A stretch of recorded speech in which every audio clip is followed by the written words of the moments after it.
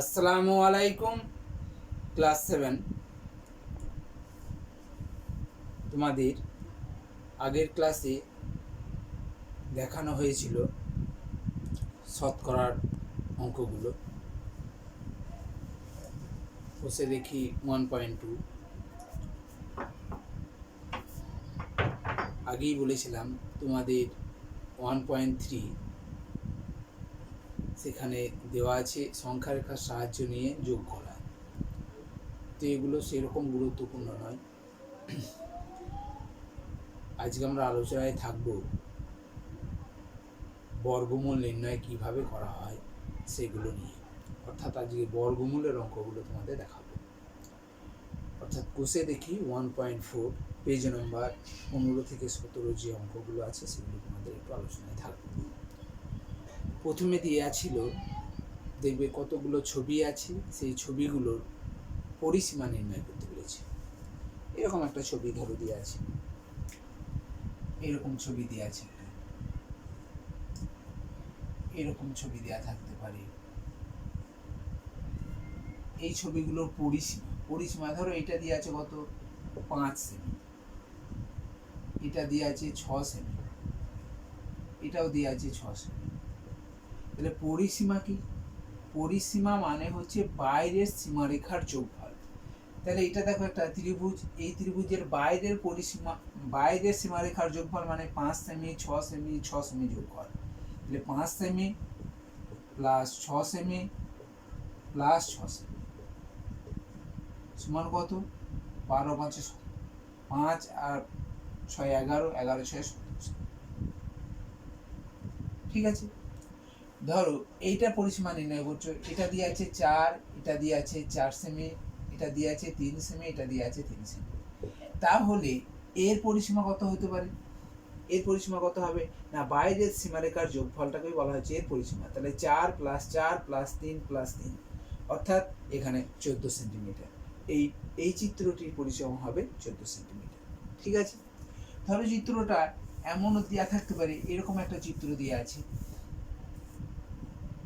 এরকম একটা চিত্র দিয়ে আছে, যে চিত্রটা এটা 4 সেমি,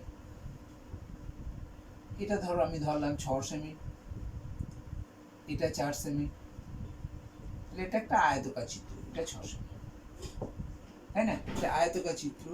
আরো একটা তোমার বলে দিয়েছে, এটার দৈর্ঘ্যটা হচ্ছে আমরা ধরলাম 7 সেমি। বলা হলো এই চিত্রটির পরিসীমা কত? চিত্রটির পরিসীমা বলতে এই বাইরের সীমারেখার যোগফলটা কি বলা হচ্ছে, তার পরিসীমা হয়েছে। যদি নাম দাও এ বি সি ডি, তাহলে এই এ বি সি ডি এই বাইরের দিকের যে যোগফলটা সেটাই হচ্ছে তার পরিসীমা। তাহলে এ বি সি ডি চিত্রের পরিসীমা সমান কত হবে? দেখো এইটা এইটা এটা এটা বাইরের দিকে যোগফলগুলো করে দেবে, পরিসীমা কত হবে তাহলে? 4 প্লাস 6 প্লাস 4 প্লাস 6 সমান দেখো 20 সেমি, না 20 সেমি হয়েছে। তাহলে এ বি সি ডি চিত্রের পরিসীমা, অর্থাৎ যদি বলা হয় এই চিত্রের পরিসীমা বলতে এ বি সি ডি চিত্রটা কি বোঝানো হয়। যদি আলাদাভাবে বলে এ বি সি চিত্রের পরিসীমা, এ বি সি চিত্রের পরিসীমা, তখন আমাকে এই এ বি সি চিত্রটির পরিসীমা নির্ণয় করতে গেলে তার বাইরের পরিসীমাগুলো, বাহু দৈর্ঘ্যগুলো যোগ করতে হবে। তাহলে এ বি সি হলে 4 সেমি 6 সেমি আর 7 সেমি যোগ হবে, তাই না? 4 6 প্লাস 7 সমান 17 সেমি। বুঝতে পারলে? তাহলে পরিসীমা জিনিসটা কি হলো না, পরিসীমা মানে হচ্ছে বাইরের সীমারেখার দৈর্ঘ্য সমষ্টি। ঠিক আছে, এবার আমরা আসি বর্গমূল জিনিসটা কি। দেখো বর্গমূল জিনিসটা আসলে কি না, কোনো একটা সংখ্যাকে ধরো সেই সংখ্যা দিয়ে তুমি গুণ করছো, তাহলে যে গুণফলটা পাবে সেই গুণফলটা হবে ওই সংখ্যাটির বর্গ। হয়েছে, বর্গ আগে আর বর্গমূল, বর্গ আর বর্গমূল আমাকে শিখতে হবে। বর্গ আর বর্গমূল কোনটা, বর্গ কোনগুলো আর বর্গমূল কোনগুলো। দেখো তোমাকে একটা উদাহরণ বলি ভালো করে, যে বর্গ সংখ্যা কাকে বলে বললাম না, কোনো একটা সংখ্যা, তুমি যে কোনো একটা সংখ্যা ধরো, আবার সেই সংখ্যা দিয়ে যদি গুণ করো, তাহলে যে গুণফলটা পাবে সেই গুণফলটা হবে যে সংখ্যাটা ধরেছো সেই সংখ্যার বর্গ। যেমন একটা ধরো তুমি মনে করলে 5 একটা সংখ্যা, তাহলে 5 আবার একটা 5 দিয়ে গুণ করতে হবে, কি বললাম 5 এবং সেই সংখ্যা দিয়ে গুণ করছি, তাহলে 5 এবং 5-এর গুণফলটা কত 25। এই 25 সংখ্যাটাকে বলা হবে বর্গ সংখ্যা, 25 সংখ্যাটাকে বলা হবে বর্গ সংখ্যা। কোন সংখ্যার বর্গ না, এই 5 সংখ্যাটার বর্গ, 5 সংখ্যাটার বর্গ হচ্ছে 25। তুমি যদি মনে করো স্যার আমি 7 ধরবো, তাহলে 7কে আবার 7 দিয়ে গুণ করলে কত হবে 49। তাহলে এই 49 সংখ্যাটা হচ্ছে বর্গ সংখ্যা, আর এই 49 সংখ্যাটা কার বর্গ না 7-এর বর্গ, তাহলে 7-এর বর্গ 49। সেরকম 8-এর বর্গ হতে হতে 8 গুণিত 8 সমান 64, তাহলে 8-এর বর্গ 64। ঠিক আছে, এবার দেখো বর্গমূল কোনটা, তাহলে এই যে সংখ্যাগুলো হচ্ছে, এই যে সংখ্যাগুলো হচ্ছে এগুলো হচ্ছে সব হচ্ছে বর্গ সংখ্যা। এই বর্গ সংখ্যারই শুধুমাত্র বর্গমূল নির্ণয় করতে পারা যায়, অর্থাৎ পূর্ণ সংখ্যায় বর্গমূল নির্ণয় করতে পারা যায়। যেমন 25 সংখ্যাটা বর্গমূল করা যাবে, 49 সংখ্যাটা, 64 সংখ্যাটা, এই ধরনের সংখ্যাগুলো আরও আছে অনেক সংখ্যা, এই সংখ্যাগুলোর আমরা বর্গমূল নির্ণয় করতে পারবো। কারণ কি না, এই সংখ্যাটাকে ভাঙলে আমরা এমন দুটো উৎপাদক পাবো, সমান উৎপাদক পাবো, সেই সমান দুটো উৎপাদকের গুণফল হচ্ছে 64। যেমন ধরো 8 গণিত 8, দেখো 64, তাই না? তাহলে এই 64টা হচ্ছে বর্গ সংখ্যা, আর এই বর্গ সংখ্যাগুলোরই বর্গমূল নির্ণয় করা সম্ভব। ঠিক আছে, তাহলে এই বর্গ সংখ্যাগুলোর বর্গমূলটা কোনটা না এই 8। এই দুটো উৎপাদক, একই সমান উৎপাদক দুটো আছে, এই দুটো সমান উৎপাদকের একটা উৎপাদককে বলা হবে এই সংখ্যার বর্গমূল। তাহলে 64-র বর্গমূলটা কত হলো 25-এর বর্গমূল, তাহলে এই সংখ্যাটার বর্গমূল কত হবে 5, এই সংখ্যাটার বর্গমূল কত হবে 7, এই সংখ্যাটার বর্গমূল কত হবে 8। ঠিক আছে, তাহলে দেখো দুটো একই সংখ্যার গুণফলটা যখন, গুণফলটা যেটা হবে সেই গুণফলটাকে বলা হবে কি না বর্গ সংখ্যা। আর এই গুণটাকে যদি আমরা দুটো সমান উৎপাদকে ভাঙি এবং সেই সমান উৎপাদক দুটোর একটাকে বলা হবে এই সংখ্যার বর্গমূল। তাহলে দেখো 8 হচ্ছে এর বর্গমূল, 64-এর কাছে 8 গুণিত 8 ভেঙেছি, তার বর্গমূলটা হয়েছে কত 8, তাই না? এবার ধরো তুমি মনে করছো যে স্যার আমরা তো অন্য সংখ্যাগুলো তো ভাঙতে পারি, যেমন ধরো 25টাকে 25 একটা বর্গ সংখ্যা। এখন বর্গ সংখ্যাগুলো আমাকে চিনতে হবে কোনগুলো বর্গ সংখ্যা। তাহলে আমাকে যদি 1-এর বর্গ করা হয়, 1-এর বর্গ করলে কত হবে না, 1-এর বর্গ করলে, বর্গ মানে হচ্ছে সেই সংখ্যাকে ওই সংখ্যা দিয়ে গুণ করা, তাহলে 1-এর বর্গ মানে 1 গণিত 1 সমান দেখো 1ই হবে। 2-এর বর্গ যদি করতে চাও তাহলে কত হবে 2 গণিত 2 সমান 4। 3-এর বর্গ যদি করি তাহলে কত হবে 3 গণিত 3 সমান 9। 4-এর বর্গ যদি করি 4 গণিত 4 সমান কত 16। 5-এর বর্গ যদি করি তাহলে 5 গণিত 5 সমান 25। 6-এর বর্গ যদি করি তাহলে 6 গণিত 6 সমান 36। 7-এর বর্গ 7 গণিত 7 সমান 49। 8-এর বর্গ 8 গণিত 8 সমান 64। সেরকম 9-এর বর্গ যদি করি আমরা 9 গণিত 9 সমান 81। অর্থাৎ 1 থেকে 100 পর্যন্ত, এরপর 10-এর বর্গ হচ্ছে 100 হয়ে যাবে, 10 গণিত 10 সমান 100 হয়ে যাবে, এরপর আমরা আসি না, এই গোটা আগে পড়ো। তাহলে এই সংখ্যাগুলো, এই যে সংখ্যাগুলো, এই সংখ্যা এগুলো যে সংখ্যাগুলো হয়েছে, এই সংখ্যাগুলোকে বলা হচ্ছে সব বর্গ সংখ্যা। 1, 4, 9, 16, 25, 36, 49, 64, 81। অর্থাৎ 1 থেকে 100 পর্যন্ত এই সংখ্যাগুলোই বর্গ সংখ্যা। এই সংখ্যাগুলো ছাড়া তুমি কোনো সংখ্যা আর বর্গমূল, এই সংখ্যাগুলোই শুধুমাত্র বর্গমূল নির্ণয় করতে পারবে, বাকি আর সংখ্যাগুলো বর্গমূল নির্ণয় করতে পারবে না। তোমার মনে হলো যে স্যার 15টাকে বর্গমূল করতে পারছি না কেন, 15টাকে ভাঙলে দেখো 3 আর 5 ভাঙতে পারবে, 3 আর 5 গুণ করলে 15 হয়ে যাচ্ছে। তাহলে দেখো দুটোই আলাদা সংখ্যা, 3 আলাদা, 5 আলাদা, তাই দুটো উৎপাদক আলাদা আলাদা, আর দুটো উৎপাদক আলাদা আলাদার গুণফলটা কখনোই বর্গ সংখ্যা হতে পারে না। তাহলে এখানে যেমন 25 আছে, 25টাকে ভাঙলে আমরা কি পাচ্ছি না 5 গণিত 5 পাচ্ছি। দেখো দুটো একই উৎপাদক দুবার গুণ করা হয়েছে। হ্যাঁ, তাহলে এই 25 সংখ্যাটাকে বলা হবে বর্গ সংখ্যা, আর 25-এর বর্গমূল হবে এই দুটো উৎপাদকের একটা উৎপাদকটাই হচ্ছে তার বর্গমূল। ঠিক আছে,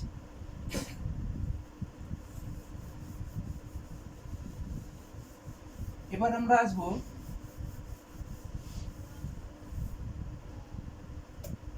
দেখো এই যে সংখ্যাগুলো তোমাদের লিখলাম, এইগুলোর মধ্যে দেখো এইগুলোকে বলা হচ্ছে সবই এই যে লাস্টের অঙ্কগুলো কি আছে, লাস্টের অঙ্কগুলো অর্থাৎ একক স্থানের অঙ্কগুলো কি আছে সেটা দেখবো। একক স্থানের অঙ্ক 1 আছে, 4 আছে, 9 আছে, 6 আছে, 5 আছে, এইগুলো একক স্থানের অঙ্কগুলো, তাই না? এই একক স্থানের অঙ্কগুলো যদি 1, 4, 9, 6, এই 5 এইগুলো যদি থাকে তাহলেই বর্গ নির্ণয় করা সম্ভব হবে। আর বাকি যে সংখ্যাগুলো থাকবে, তুমি ধরো মনে করছো স্যার 117, এই 117-র বর্গমূল করা যাবে না।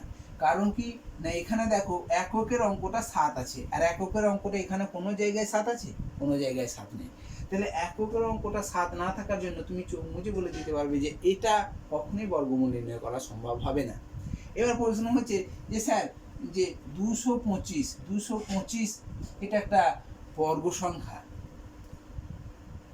কারণ এটাকে আমরা 15 গণিত 15 ভাঙলে আমরা 225 পাবো, অর্থাৎ 225 একটা পূর্ণবর্গ সংখ্যা।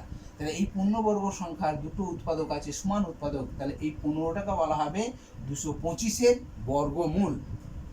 ঠিক আছে, এবার দেখো তাহলে শেষ অঙ্ক তো স্যার 5 আছে, শেষ অঙ্ক 5 আছে, এখানেও শেষ অঙ্ক 5 আছে, এককের অঙ্ক 5 আছে, তাহলে তো স্যার এটার বর্গমূল নির্ণয় করতে পারবো, এটা বর্গমূল নির্ণয় করতে পারবো, তাই না? যদি স্যার এটা যদি থাকে 115 বা 125 থাকে, তাহলে আমরা বর্গমূল নির্ণয় করতে পারবো না। তাহলে আমাকে দেখতে হবে বর্গমূল করে দেখতে হবে, কারণ শেষ অঙ্ক 5 থাকলেই যে বর্গমূল হয়ে যাবে তার কোনো মানে নেই।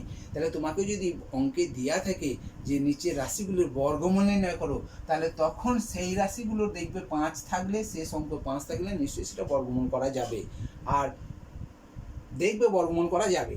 আর শেষ অঙ্ক 5 থাকলেই যে বর্গমূল হবে তার কোনো মানে নেই, কারণ 225 শেষ অঙ্কটা 5 আছে, তার বর্গমূল হচ্ছে, কিন্তু 125 সেখানেও তো শেষ অঙ্ক 5 আছে, তাহলে সে বর্গমূল হচ্ছে না কেন? না এখানে বর্গমূল হচ্ছে না এই কারণেই না, এটাকে ভাঙলে আমরা যে দুটো উৎপাদক পাবো সেই দুটোর উৎপাদক আমরা দেখবে 5 গণিত 25 হবে, 5 গণিত 25 সমান 125 হচ্ছে। তাহলে 5 আর 25 দুটো তো আলাদা উৎপাদক, এই দুটো আলাদা উৎপাদকে ভাঙা হয়েছে, সেই জন্য 125টাকে আমরা বর্গমূল নির্ণয় করতে পারছি না, সেই কারণে বর্গমূল করা হচ্ছে না। ঠিক আছে, তাহলে শেষ অঙ্কগুলো কি কি থাকলে বর্গমূল হতে পারে, আমি বলছি না হবেই, হতে পারে। তাহলে কি কি সংখ্যা হতে পারে না, এককের অঙ্ক কত হতে হবে, 1 হতে হবে, 4 হতে হবে, 9 হতে হবে, 6 হতে হবে, 1, 4, 5, 6, 9 এবং 0 যদি হয়, তাহলে সেই সংখ্যাগুলোর বর্গমূল করা যেতে পারে, একেবারে বলছি না যে হবেই, তাই না? যেমন ধরো 81 একটা সংখ্যা, এই 81 সংখ্যাটার বর্গমূল আমরা তো জানি, 81 বর্গমূল কত, 9, একটা 9। তাহলে 81 এই একটা সংখ্যা পূর্ণবর্গ সংখ্যা, এই পূর্ণবর্গ সংখ্যার বর্গমূলটা কত হবে, বর্গমূলটা কত হলো 9। তাহলে দেখো 81 থাকার জন্য বর্গমূল 9 হয়ে যাচ্ছে। তাহলে এই 81টাকে আমরা দুটো একই উৎপাদকে ভাঙতে পারছি, 9 গণিত 9, তাহলে একটা 9কে বলা হবে তার বর্গমূল, আর এই 9-এর বর্গটা হচ্ছে 81। ঠিক আছে, যে স্যার 71 আছে, তো 71 সংখ্যাটাও তো স্যার শেষ অঙ্ক 5 আছে, তাহলে তার বর্গমূল হবে কি? তোমরা নিশ্চয়ই বুঝতে পারছো 71 সংখ্যাটাকে ভাঙলে দুটো একই উৎপাদক আমরা পাবো না। ঠিক আছে, তাহলে এই সংখ্যাগুলো থাকলে তার বর্গমূল করা সম্ভব হতে পারে। যেমন তোমাদের বইয়ের অঙ্ক দিয়ে আছে, দেখবে একটা 4225 এখানে বলেছে নির্ণয় করো, বর্গমূল নির্ণয় করো, তার মানে এই সংখ্যাটাকে বর্গমূল নির্ণয় করা যাবেই। এখন শেষ অঙ্ক দেখো 5 আছে, এক্ষেত্রে আমরা বলতে পারি এর বর্গমূল করা যাবে। ঠিক আছে, যদি এখানে 4 থাকতো তাহলে তার বর্গমূল নির্ণয় করা যেত। হ্যাঁ যেত, হয়তো যেত, সংখ্যাটা একটু চেঞ্জ করলে হয়তো যেত, কারণ একক অঙ্ক 4 আছে বলে। এমন সংখ্যা তখন এই সংখ্যাটা থাকবে না, তখন একটা কোনো একটা সংখ্যা দেওয়া থাকবে। ঠিক আছে, শেষ অঙ্ক তখন 4 থাকবে। ধরো দিয়ে আছে 18 66 24, 18 66 24 দিয়ে বলা হলো এর বর্গমূল নির্ণয় করা সম্ভব হবে। তাহলে এই এককের অঙ্কটা 4 আছে, তাহলে নিশ্চয়ই এর বর্গমূল নির্ণয় করা যাবে, কারণ দেখো এককের অঙ্ক 4 আছে, তাহলে আমরা বর্গমূল নির্ণয় করতে পারবো। বুঝতে পারলে? এবার আমার জানতে হবে যে বর্গমূল নির্ণয় করার সময় এককের অঙ্ক কি হতে পারে, এককের অঙ্কটা কি হতে পারে সেটা নির্ভর করছে এই সংখ্যাগুলোর উপর। বুঝতে পারলে? ধরো আমি একটা সংখ্যা তোমাদের দিলাম 10609, এই একটা সংখ্যা আছে, এর বর্গমূল করো। এর বর্গমূল করার পরে যে বর্গমূলটা হবে তার এককের অঙ্কটি কি হতে পারে। বুঝতে পারলে? তাহলে দেখো এখানে দাগ দিয়ে দেবে, দুটো করে নিয়ে দাগ দেবে, যেটা একটা থাকবে সেখানেও একটা দাগ দিয়ে দেবে। ঠিক আছে, বুঝতে পারলে? তাহলে শেষ অঙ্ক মানে এককের অঙ্কটা নির্ভর করবে এই অঙ্কটার উপর, এই অঙ্কটার উপর নির্ভর করবে এককের অঙ্কটা কি হতে পারে। ঠিক আছে, তাহলে দেখো এখানে 09 আছে, তাহলে এখানে এককের অঙ্ক 9 আছে, এখানে একবার আছে, আর এক দেখো এই জায়গায় একটা আছে, তাহলে এককের অঙ্ক 9 আছে 3 দিয়ে আর 7 দিয়ে, এককের অঙ্কটা 9। তাহলে এককের অঙ্ক 9 হলে এখানে দেখো এখানে এই যে 9টা আছে, এই 9টার জন্য এখানে এই এর বর্গমূলে এককের অঙ্ক বর্গমূল করা হবে, তার এককের অঙ্ক, এককের অঙ্ক কি কি হতে পারে, কি কি হতে পারে। দেখো 3 দিলে 9 হচ্ছে, আর 7 দিলে 9 হচ্ছে, তাহলে এককের অঙ্কটা 3 হতে পারে, আবার 7ও হতে পারে। বুঝতে পেরেছ? আমরা দেখো এখানে বর্গমূল করলামই না, তাই না? বর্গমূল না করে এগুলো বলতে হবে, যে বর্গমূল না করে বলো এককের অঙ্ক কি কি হতে পারে। বুঝতে পেরেছো? তাহলে এখানে দেখো 09 থাকছে বলে এখানে 7 আর 3 এই দুটো সংখ্যা হতে পারে।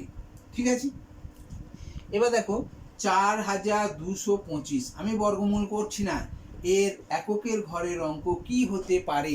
শেষ অঙ্কটা কত আছে, শেষ অঙ্কটা কত আছে গো, শেষ অঙ্কটা এখানে, শেষ অঙ্ক বলতে এখানে শুধু 9টা। ঠিক আছে, তাহলে শেষ অঙ্ক কত আছে 5, তাহলে শেষ অঙ্ক দেখো এখানে 5 আছে, কোন সংখ্যাটাতে না 25-এ, তাহলে এর বর্গমূল কোনটা 5টা, তাই না? তাহলে এর এককের ঘরের অঙ্কটি, এর বর্গমূলের এককের ঘরের অঙ্কটি অবশ্যই 5 হতে হবে। বুঝতে পারলে? বুঝতে পেরেছো জিনিসটা? এবার দেখো যদি আরো বড় সংখ্যা থাকে 108241, এই সংখ্যাটার তোমাকে বলা হলো যে এই একটা সংখ্যা, এই সংখ্যাটার বর্গমূলের এককের ঘরের অঙ্কটি কি হতে পারে। তাহলে এখানে দেখো এককের ঘরের অঙ্কটি কি আছে, 1 আছে, তাহলে এই সংখ্যাটির এর বর্গমূলের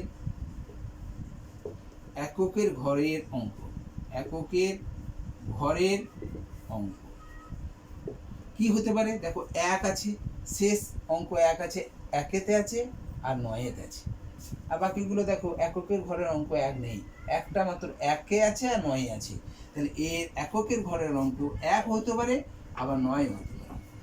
জিনিসটা ক্লিয়ার হয়েছে? জিনিসটা বুঝতে পেরেছো? এবার আসি যে কোন একটা সংখ্যার বর্গমূল তুমি করতে পারবে বা করা যায়, সেই ধরনের সংখ্যাটার বর্গমূলের অঙ্ক কতগুলো হতে পারে। যেমন একটা তুমি উদাহরণ দিই তোমাকে, যেমন ধরো 81 এর বর্গমূল কত না, বর্গমূল হচ্ছে 9, কারণ 81 বর্গমূলটা আমরা 9, গণিত 9 সমান 81, তাহলে একটা 9 হচ্ছে বর্গমূল হচ্ছে। তাহলে 81 বর্গমূল করতে গিয়ে দেখতে পাচ্ছ এই 9 একটা সংখ্যা হচ্ছে, তাহলে এই সংখ্যার অঙ্ক সংখ্যা কটা? এর অঙ্ক সংখ্যা বলতে 9 একটাই অঙ্ক, একটা সংখ্যা। ধরো 100 বর্গমূল করছো, তাহলে দেখছি 100 মানে 10 গণিত 10 সমান 100, তাই না? তাহলে 10 হচ্ছে তার বর্গমূল। তাহলে এখানে 10, এখানে অঙ্ক সংখ্যা বলতে কটি? অঙ্ক সংখ্যা বলতে 0 একটা আর 1 একটা, দুটি অঙ্ক, আর এটা হচ্ছে একটি অঙ্ক। এই অঙ্ক, এইরকম ধরনের অঙ্কগুলো তোমাদের কিন্তু শর্ট প্রশ্নে আসতে পারে। তো এগুলো একটু ভালো করে দেখবে। এগুলো দেখো ভাগ না করেই আমাকে বলতে হবে, ভাগ না করে বলো যে একক এর বর্গমূলের অঙ্ক সংখ্যা কয়টি হতে পারে, এর বর্গমূলের অঙ্ক সংখ্যা কয়টি হতে পারে। কিভাবে বুঝবো যে এদের বর্গমূলের অঙ্ক সংখ্যা ভাগ না করে কিভাবে করতে পারবো? তাহলে দেখো 81 বর্গমূল করছো, 81, ঠিক আছে? এর বর্গমূল করা আমরা বলেছিলাম ভাগ পদ্ধতিতে বর্গমূলটা বেশি সহজ, ভাগ পদ্ধতিতে বর্গমূল করবি। দেখো এই 81 বর্গমূল করতে গিয়ে আমাদের কি করতে হয় না, প্রথমে আমাদের মাথায় দাগ দিতে হয়, তাই না? মাথায় দাগ দিতে হয়, দুটো করে নিয়ে দাগ দিতে হয়। ভাগ পদ্ধতির সাহায্যে আমরা যখন বর্গমূল করেছিলাম, তাহলে দুটো করে দাগ সংখ্যা থাকলে মাথায় একটা দাগ হবে। এই যে বর্গমূল করার প্রথম যে ধাপ, যে মাথায় উপরে একটা করে দাগ দাও, দুটো করে সংখ্যা নিয়ে, যটা দাগ দিতে পারবে তটাই অঙ্ক হবে। এখানে একটা দাগ দিতে পেরেছো, দুটো সংখ্যা নিয়ে একটা দাগ হয়েছে, সেই জন্য একটি অঙ্ক হবে, ঠিক আছে? সেই রকম তুমি যদি 100 বর্গমূল করতে চাও, 100 বর্গমূল করতে চাও, তাহলে দেখো এই দুটো শূন্য নিয়ে একটা মাথায় দাগ হলো, আর এই একটা সংখ্যা নিয়ে মাথায় দাগ হলো। এক শেষে যদি একটা থাকে তাহলে তার মাথায়ও দাগ দিয়ে দেবে, ঠিক আছে? শেষে যদি একটা থাকে সংখ্যা তাহলে তার মাথায় দাগ দিয়ে দেবে। তাহলে এই দুটো সংখ্যা নিয়ে একটা দাগ, এই দুটো সংখ্যা নিয়ে একটা দাগ, কটা দাগ হলো? দুটো দাগ। তাহলে এর দেখো দুটি অঙ্ক হবে, এখানে আমরা তো আমি আগেই করে দিয়েছি যে দুটো অঙ্ক হবে, ঠিক আছে? এবার ধরো তুমি মনে করছো স্যার আরো বড় সংখ্যা নিতে চাই, যেমন 108241, এই একটা সংখ্যা আছে, যে সংখ্যাটার বর্গমূলের অঙ্ক সংখ্যা কটি হবে? তাহলে দাগ দিয়ে দেবে, একটা দুটো তিন, একটা দুটো তিনটে দাগ হলো, তাই না? তাহলে এর বর্গমূলের অঙ্ক সংখ্যা কটি হবে? 3টি হবে, বুঝতে পেরেছো? এবার ধরো যদি অঙ্ক সংখ্যা 5টা দিয়ে থাকে, এখানে যেমন 6টা দেওয়া ছিল, 5টা থাকে, যেমন 10609, এর বর্গমূলের অঙ্ক সংখ্যা কটি হতে পারে? তাহলে এখানে দুটো করে দাগ দাও, এখানে দুটো দাগ, এখানে দুটো দাগ, এখানে লাস্টে একটা আছে বলে একটা দাগ দাও। তাহলে মোট কটা দাগ দিতে পারলাম? একটা দুটো তিনটে দাগ দিতে পারলাম। তাহলে এর বর্গমূলের অঙ্ক সংখ্যা 3টি হবে। ক্লিয়ার জিনিসটা? এবার আমরা আসবো কিভাবে ভাগ পদ্ধতিতে বর্গমূল করা যায়, সেইটাকে নিয়ে আলোচনায় আসবো। বুঝতে পেরেছো তাহলে এগুলো?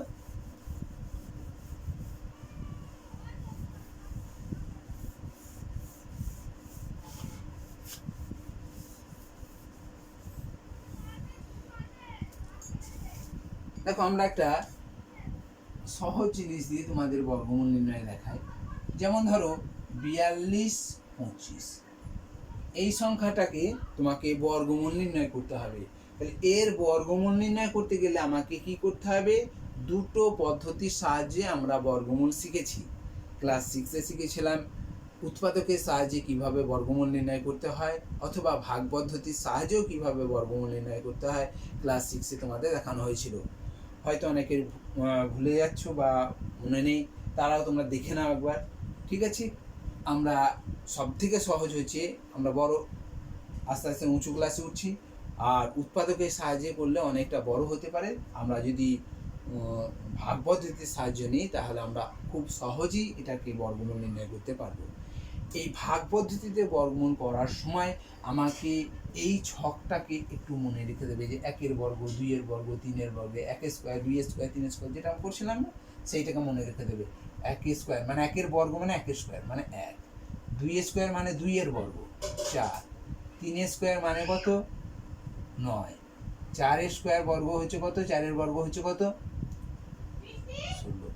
5 স্কোয়ার মানে হচ্ছে 5 স্কোয়ার মানে 5 বর্গ মানে 25। 6 স্কোয়ার মানে 6 বর্গ 36। 7 স্কোয়ার মানে 7 বর্গ 49। 8 স্কোয়ার বর্গ মানে হচ্ছে 64। আর 9 স্কোয়ার মানে 9 বর্গ মানে হচ্ছে 81। এই ছকটা আমাকে যদি মনে রাখতে হবে, ঠিক আছে? বর্গমূল করার সময় এইটাকে আমাকে মনে রাখতে হবে। এবার এবার কি হচ্ছে, কেমন ভাবে আমরা বর্গমূল নির্ণয় করবো? দেখো একটা সোজা দাগ দিচ্ছি। আগে প্রথমে মাথায় দাগ দিয়ে নাও, হয়েছে? এই সংখ্যাটার মাথায় দেখো দুটো করে লাস্ট থেকে দিতে হবে, লাস্ট থেকে দুটো দাগ দেবে, ঠিক আছে? দুটো করে দাগ দাও, এরকম একটা চিহ্ন হয়েছে। দেখো এই 42 সংখ্যাটা, এই 42-এর সংখ্যার আমরা বর্গমূল নির্ণয় করতে চাইছি। তাহলে এই সংখ্যাগুলোর মধ্যে, এই যে সংখ্যাগুলো আছে, এই সংখ্যাগুলোর মধ্যে 42-এর কাছে কোন বর্গ সংখ্যাটা আছে, 42-এর কাছাকাছি কোন বর্গ সংখ্যাটা আছে, হয়েছে? যেটা আমাদের বেশি নয়, 42-এর বেশি নয়, অথচ তার কাছে এমন একটা বর্গ সংখ্যা আছে যেটাকে নির্ণয় করতে হবে। তাহলে দেখো এই দুটো জিনিস আমরা পাচ্ছি, তাই না? একটা হচ্ছে 36, একটা হচ্ছে 49। একটা হচ্ছে 36, একটা হচ্ছে 49। তাহলে 49 তো 42 থেকে বড় সংখ্যাটি এখানে বসানো যাবে না। তাহলে এখানে বসাতে হবে কোনটা না, তার কাছে যেটা পূর্ণবর্গ সংখ্যা আছে। তাহলে এই 36 হচ্ছে পূর্ণবর্গ সংখ্যা। তাহলে এখানে 36 আমি বসাতে পারি, 49 বসাতে পারছি না, কেন না 42 থেকে 49টা বড় হয়ে যাচ্ছে বলে। তাহলে 36 বসাতে পারি। তাহলে 36 বসিয়েছো বলে 36টা কার বর্গ হয়েছে? 6 বর্গ। সেই জন্য এখানে 6 বসবে, এখানে একটা 6 বসবে, এখানে একটা 6। তার মানে 6 6 36, ঠিক আছে? বুঝতে পেরেছো? 6 এখানে 6, 6 বর্গটাই তো হচ্ছে 36। তা 6 বর্গ মানে 6 স্কয়ার। তাহলে 6 বর্গ মানে কি 6 এখানে বসছে, এখানেও বসছে, 6 6 36, ঠিক আছে? এবার দেখো 42 থেকে 36 বিয়োগ করলে 6 থাকলো।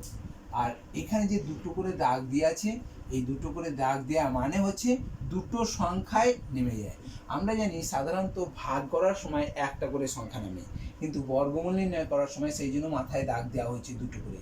এই দুটো করে দাগ দেওয়া আছে মানে দুজনই একসঙ্গে নেমে যাবে, ঠিক আছে? তাহলে দুটো সংখ্যায় আমরা নামিয়ে দিলাম। এখন সংখ্যাটা কত হলো গো? কত সংখ্যাটা হলো? 625 হয়ে গেল, ঠিক আছে? এরপর যেটা আমাদের কাজ, সেই কাজটা হচ্ছে যে এই সংখ্যাটা আমাকে আবারও দেখতে হবে, এটাকে আমাকে আবার ভাঙতে হবে। কিভাবে ভাঙবে না, এই যে এখানে কত সংখ্যাটা আছে? 6 আছে। এই সংখ্যাটা ডবল এখানে বসে যাবে। এই সংখ্যাটার কত বললাম? ডবল বসবে, 2 দিয়ে গুণ। ডবল মানে 2 দিয়ে গুণ। তাহলে 6-এর ডবল, 6 গুণিত 2 সমান 12 হয়ে গেল, ঠিক আছে? বুঝতে পেরেছো? এইটাই হচ্ছে অনেকে ভুল করে ফেলছে। এই 6-এর ডবল 12 করলাম, ঠিক আছে? এবার দেখো এরপরে আমাদের এখানে দেখো আর কোনো সংখ্যা এখানে উল্লেখ করা নেই। এরপরে কোনো আর সংখ্যা আছে? আর সংখ্যা নেই, তাই না? তাহলে আর কোনো সংখ্যা না থাকলে এই সংখ্যাটা দিয়েই আমাকে কি করতে হবে? এখন এমনভাবে সংখ্যা নিতে হবে যা 625 আমরা তলায় বসাতে পারবো, ঠিক আছে? তাহলে এই সংখ্যাটা, এখানে কোনো আর সংখ্যা না থাকার জন্য এখন নির্ভর করছে এই সংখ্যাটা 5 আছে। তাহলে এই সংখ্যাটা 5 থাকছে বলে দেখো এককের অঙ্ক কোথায় 5 আছে না 25-এর জায়গাতে, অর্থাৎ এককের অঙ্ক 5 আছে 5-এর বর্গতে, তাই না? তাহলে এখানে তোমাকে 5, এখানে 5 দিতে হবে, এখানে 5 দিলে এখানে 5 দিতে হবে, ঠিক আছে? যেমন এখানে 6 দিয়েছি, এখানে 6, তাহলে এখানে 5 হলো, এখানে 5 হলো। বুঝতে পেরেছো? তাহলে এখানে দেখো 5, এখানে 5। এখন আমাকে গুণটা কেমন করতে হবে না, এই 5কে এই 5 আর 125 গুণ, এখানে 125 হয়ে গেল, ঠিক আছে? আর এই যে 5টা নিয়েছো, এই 5 দিয়ে গুণ করতে হবে। 5 5 25, 5 12 60 62, ঠিক আছে? তাহলে দেখো 625 মিলে গেছে, ঠিক আছে? অতএব নির্ণেয় বর্গমূল কোনটা না, এই সংখ্যাটাকে বলা হবে নির্ণেয় বর্গমূল। এইখানে যে সংখ্যাটা থাকবে সেটাই হচ্ছে বর্গমূল সংখ্যা। এই 125টা বর্গমূল নয়, বর্গমূল এই 65টা হচ্ছে, অর্থাৎ নির্ণেয় বর্গমূল কত? 65। কার না, এটা আরো ভালো লিখতে পারো যে 4225 এর বর্গমূল যদি লেখো, অতএব 4225 এর বর্গমূল কত হলো 65। ঠিক আছে, বুঝতে পেরেছো জিনিসটা? আর একটা একটু বড় সংখ্যা দিয়ে আমাদের দেখাই, আরেকটা সংখ্যা দিয়ে দেখাই। এটা দুটো সংখ্যা দিয়ে দেখানো হলো, চারটে সংখ্যা দিয়ে দেখানো হলো। এবার আমরা 6টা সংখ্যা দিয়ে আরেকটা দেখাই। ই এর অঙ্কটা দিয়ে আছে 1 1 8 6 6 2 4 6 2 4 এর বর্গমূল করছি। ঠিক আছে, এর বর্গমূল করার সময় আমাকে কি করতে হচ্ছে না, প্রথমেই যেটা বললাম যে দুটো করে মাথায় দাগ দিয়ে নাও, দুটো করে মাথায় দাগ দিয়ে নাও, হয়েছে। এবার সোজা একটা দাগ, তুমি যদি এখানে দাগ এদিকে দাগ করো তাও হবে, কোনো অসুবিধা নেই। ঠিক আছে, এবার দেখো এই 18 সংখ্যাটা হলো, 18 সংখ্যাটার কাছে কোন সংখ্যাটা আছে দেখো, বর্গ সংখ্যা 16 না 25? 16 নিশ্চয়ই, 25টা আরো বেশি হয়ে যাচ্ছে, তাহলে বেশিটা নেবো না, 16টা নেবো। তাহলে এখানে 16 বসাবো। 16 বসালে কি হবে, এখানে 4 বসাতে হবে, এখানে 4, কারণ 16 সংখ্যাটা 4-এর বর্গ, অর্থাৎ 4-এর বর্গটা হচ্ছে 16। তাহলে এখানে 4, এখানে 4 বসিয়ে দিলাম। এখানে দেখো 18 থেকে 16 বিয়োগ করলাম, 2 হলো। এবার দেখো এই দুটো সংখ্যা নেমে আসছে, এই দুটো সংখ্যা 66 সংখ্যাটা নেমে আসছে। একবারে সব নেমে আসবে না, আগে দুটো নামাবে, তারপরে আবার যদি না যায় তখন আবার দেখা যাবে। ঠিক আছে, যখন নামিয়ে যাবে না তখন ভাগ করলে শূন্য হবে, এখানেও শূন্য হবে। ঠিক আছে, সে অঙ্ক তোমরা দেখবে সম্মুখীন হবে, সে অঙ্ক তোমরা নিজেরা করতে পারবে। তাহলে 200 এখানে 66 হলো, আমাকে কি করতে হবে, এর ডবল এখানে করে নিতে হবে। 4-এর ডবল কত, 4 × 2 = 8, ডবল মানে 2 দিয়ে গুণ করা, তাহলে 4-এর ডবল হচ্ছে 8। ঠিক আছে, এবার দেখো এখানে তো আমরা এখনো শেষ অঙ্ক, এখনো এই দুটো এখনো বাকি আছে, তাহলে কিন্তু 6 আছে বলে এই 6 বার দিয়ে দেবো তার কোনো মানে নেই। এখনো তো আমার শেষ হয়েছে, শেষ এখনো বাকি আছে অঙ্কটা, এখনো বাকি থাকার জন্য আমরা এখন বসাতে পারবো না। ঠিক আছে, এখন তাহলে এটা কবার যেতে পারে সেইটা আমাকে দেখতে হবে। ঠিক আছে, তাহলে দেখতে গেলে আমাকে দেখো এখানে একটা খুব ছোট নামটা একটা তুমি দেখবে, এখানে একটা সংখ্যা নিয়েছো, এখানে দুটো সংখ্যা নাও, এখানে একটা সংখ্যা আছে, এখানে দুটো সংখ্যা নাও, এখানে দুটো সংখ্যা থাকলে এখানে 3টে বা 3-এর অধিক নিতে পারো। ঠিক আছে, তাহলে দেখো 8 দিয়ে এটাকে মোটামুটি কবার যেতে পারে, তুমি যদি এমনি ভাগ করতে, তাহলে 8 3 24, 8 3 24, 8 4 32, তাহলে 4 বার যাবে না, তাহলে 3 বার দেবে। তাহলে 3 বার দিলে এখানে 3 দিতে হবে, এখানেও 3 দিতে হবে। ঠিক আছে, 3 বার দিলাম, তাহলে 3, এখানে 3 দিলাম। এখন এই 3-এর সঙ্গে এটা গুণ করবে, তাহলে এখানে 83-কে 3 দিয়ে গুণ করবে। বুঝতে পেরেছো, এই 83 সংখ্যা, টোটাল 83 সংখ্যাটা এখন এই 3টা দিয়ে গুণ করতে হবে। 3 3 9, 3 8 24, তাহলে কত হলো 249। যদি ধরো 4 বার নিতে, তুমি মনে করছো 4 বার নেবে, তাহলে 4, এখানে তো আবার নিতে পারবে না, 8 4 32, তাহলে এমনিতে বেশি হয়ে যাচ্ছে, বুঝতেই পারছো তাই না। এবার আমরা এটার থেকে বিয়োগ করব, এটা বিয়োগ করব, তাহলে কত হলো 9 আর 9 17, 16 7 16, 5 আর 1 6। ঠিক আছে, এবার দেখো এখানে তো মিলে যাচ্ছে এটা। এবার আমরা এই দুটো সংখ্যাকে এবার আমরা এর পাশে লিখতে পারি, তাহলে 1724 সংখ্যাটা হলো। ঠিক আছে, আবার আমার যেমন এখানে আবার এইটার ডবল আমাকে বসাতে হবে, এই যে 4-এর ডবল এখানে বসিয়েছি না, এরপর আবারও সংখ্যা আছে, আবার এই সংখ্যাটা ডবল এখানে বসাতে হবে। ঠিক আছে, তাহলে এই সংখ্যা ডবল কত, 43-কে 2 দিয়ে গুণ, ডবল মানে 2 দিয়ে গুণ, 2 6 4 2। ঠিক আছে, 8 6, বুঝতে পারলে, 8 6 হলো। এবার দেখো এখানে তুমি একটা সংখ্যা নিতে পারো, এখানে একটা সংখ্যা আছে নিতে পারো, আর আমরা কি বলেছিলাম যে শেষ অঙ্ক দুটো বসে যাচ্ছে একবারে, তাহলে দেখো এখানে শেষ অঙ্ক 4 আছে, এমন কি কি সংখ্যা আছে, এখানে শেষ অঙ্ক 4 আছে, আর এক জায়গায় 4 আছে, বুঝতে পেরেছো। তাহলে এই দুটো 4 থাকার জন্য হয় 2 বার যেতে পারে, আর না হলে 8 বার যেতে পারে, হয় 2 বার না হলে 8 বার। দেখো আমরা কিভাবে 2 না 8 বসবে তা নির্ভর করছে। এখানে দেখো 8 আর এখানে 17, 8 2 16 হবে। আর 8 8 64, তাহলে এখানেই বুঝতে পারছো দুবার যাবে না চারবার যাবে, বুঝতে পারছো? তাহলে 8 আর এখানে 8 2 16, তার মানে 17 কাছাকাছি আছে, তার মানে দুবার যেতে পারে। 8 বার দিলে 8 8 64, তাহলে এখানে 17 থেকে 64 হয়ে যাচ্ছে অনেক বেশি, সেই জন্য এখানে তোমরা দুবার দিয়ে দেবে। তাহলে এখানে যদি 2 দাও তাহলে এখানেও 2 দিতে হবে, এখানে 2 দিলে এখানে 2 দিতে হবে। এখন 862, 862 একে কত দিয়ে গুণ করতে হবে? 2 দিয়ে। এই যে সংখ্যাটা 2 নিলাম, তাহলে 2 2 4 আর 6 2 12 আর 2 1624, এখানে 8 2 16 17, 6 2 12 হাতে 1, তাহলে 8 2 16 17, 1724, তাহলে এখানেও আমরা দেখছি 1724 পাচ্ছি। এখন এটা বিয়োগ করলে দেখো কেটে যাচ্ছে, ঠিক আছে? তাহলে আমরা লিখতে পারি অতএব 18 ছেষট্টি 24 এর বর্গমূল কত হলো না 4 3 2। বুঝতে পেরেছি এটা?